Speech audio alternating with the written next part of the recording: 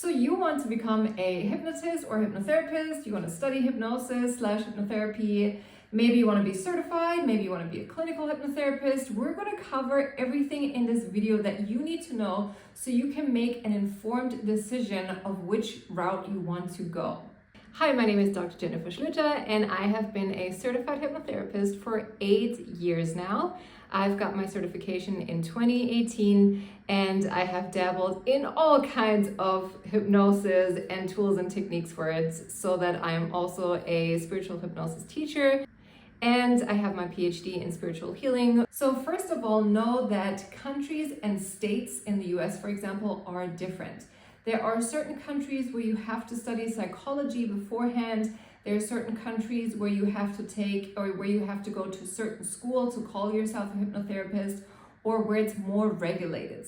But in most of the countries in this world, you can actually call yourself a hypnotist or a hypnotherapist even without any regulations. However, also there's a difference between, are you certified? Are you a clinical hypnotherapist? So really do your research on that, what you have to do in your particular country.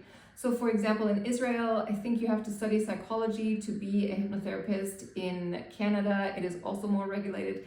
But in most states and in most countries, states of the US is what I'm saying, you can actually call yourself a hypnotist or hypnotherapist without any problem, and it is not very regulated, which has its pros and cons, which I'm not going to go into here, but this is something you have to research first. So please do that. Now you have to decide, okay, do I want to go towards street hypnosis, entertainment hypnosis, which is basically what you've seen on TV, maybe if you've seen it on a cruise ship, where a hypnotist is on stage and hypnotizing people to do funny things for entertainment, such as an apple tasting like an onion, or people clucking like chickens, or people forgetting their names. This is entertainment hypnosis, which you can look for. I don't have a recommendation for that one. This is something you will have to research on your own if this is what you want to get into. There are courses specifically for that. There are even YouTube videos specifically for that, because most of them use short inductions and then they train you to have so much confidence, so you can do that to a lot of people. They train you on how to find the perfect people to do this with. So this is something on its own. Now I want to get into becoming a hypnotherapist and working with people who come to you for you to help them. Meaning, first and foremost, what people study in hypnosis is weight loss, quitting smoking, quitting nail biting, or any other habit that they no longer want, or any other habit they want to put into their lives. So this is what most basic, I would say, hypnosis courses will teach you. And then things are building up on that. So if you want to take a basic one like this, if you just want to learn hypnosis just because you're curious, you don't want to spend thousands of dollars on a program, and you're just curious and you want to see how this works and how the mind does this, you can pick courses on Udemy. I'm going to link some in my description here. You can take courses on Udemy. You can take a course from Transform Destiny. This is what I did. I took Transform Destiny's course of Learn Hypnosis at Home. And this is where I learned how to help people with weight loss, quitting smoking, and nail biting, or other habits that they have, which is very common for hypnotherapists to do, or for hypnotists to do, right? So this is one thing, if you just want to dabble in it, and if you just want to see, okay, is this for me or is this not for me? Now, once you have done that, there are tools within the umbrella of hypnosis that you can use that are more therapeutic, meaning you don't have to be a therapist to do them, but it would be great if you also get like if you become trauma informed, which is also a fairly easy certificate to get, because then you learn about trauma and what can happen, all of those things. Because when we work with the subconscious mind, this is where our memories, our patterns are stored. And so you may have something come up in a hypnosis that you don't know that it was going to come up. So that is why I always recommend, if you work with people on their goals or their past, then definitely make sure you also become trauma informed. Now, there are different routes that you can take. The most famous one, I would say, is Marisa Peer, I think her name is. It is RRT, it is RTT, Rapid Transformation Technique, I believe.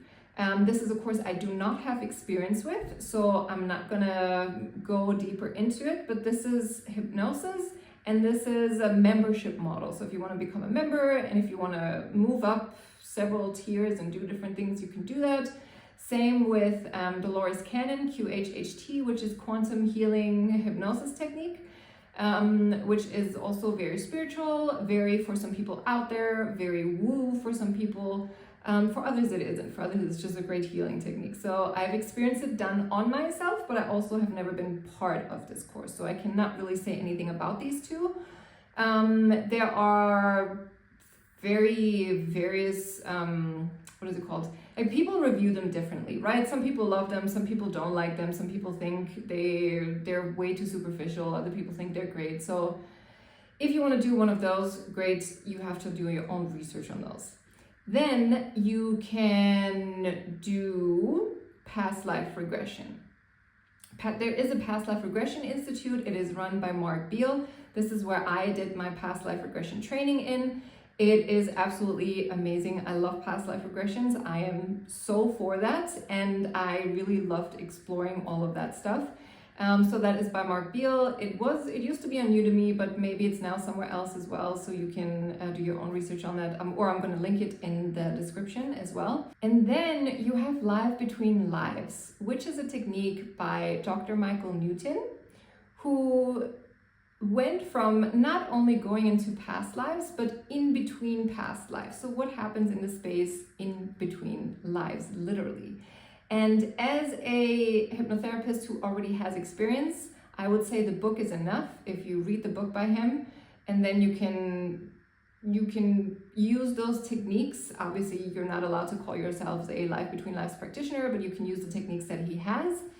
Or you study with the institution as well, where you can get certified and where you can be prominent on their websites. You can, people, if they look for Life Between Lives practitioners, they can simply contact you, and then you can also work under their umbrella, kind of. And then there is inner child work, for example, cord cutting, soul retrieval. There are anchors, which is a simple physical gesture you can set and tell a person so they can change a habit. There is spirit animal meetings, spirit guides meetings, there's channeling, there is all these different tools that we have that can be done in hypnosis. They don't need to be done in hypnosis, but they can be done in hypnosis. And when they're done in hypnosis, they actually lead to really amazing results. Then there's also root cause hypnosis. So for example, you go to the root cause of a person not having a great relationship with another person, to the root cause of a person having a certain dating pattern, to a root cause of an illness, to the root cause of whatever it is that you want to get rid of, like the pattern or the thing that you want to get rid of in your life. Or the root cause of people feeling depressed or anxious, or people feeling suicidal. This is also a technique that can be used in hypnosis.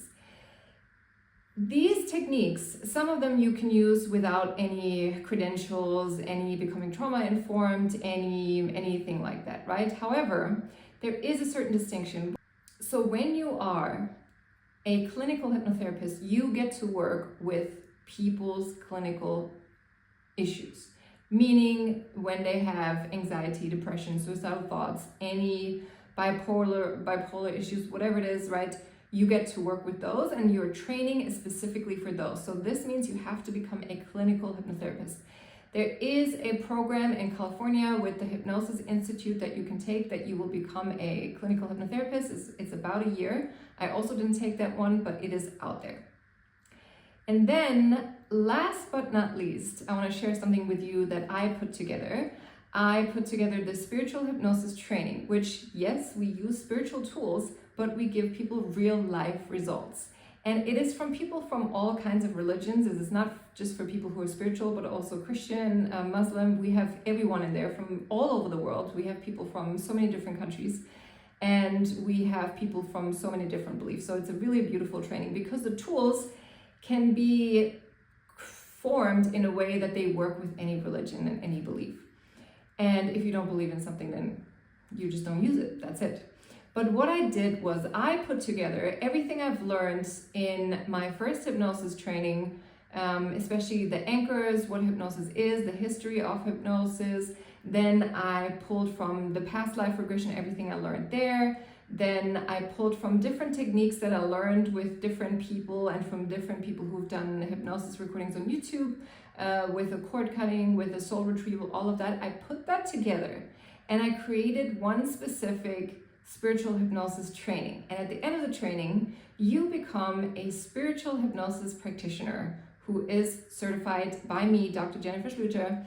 And it takes 6 months for you to become certified. We practice on each other.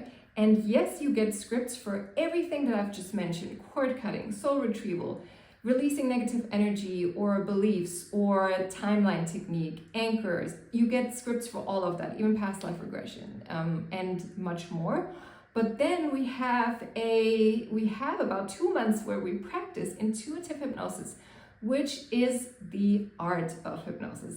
Intuitive hypnosis is the art because you work without scripts, because the subconscious mind of your clients eventually will take you to places where a script doesn't go, or where a script is not prepared to go, and you have no idea what you're going to do when somebody brings up a whale in a forest, or when somebody goes somewhere where you didn't expect them to go.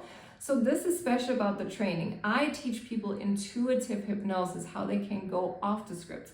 Yes, we use the scripts. I still use the scripts, not by reading them, of course, but the method that is written in those scripts. I use those.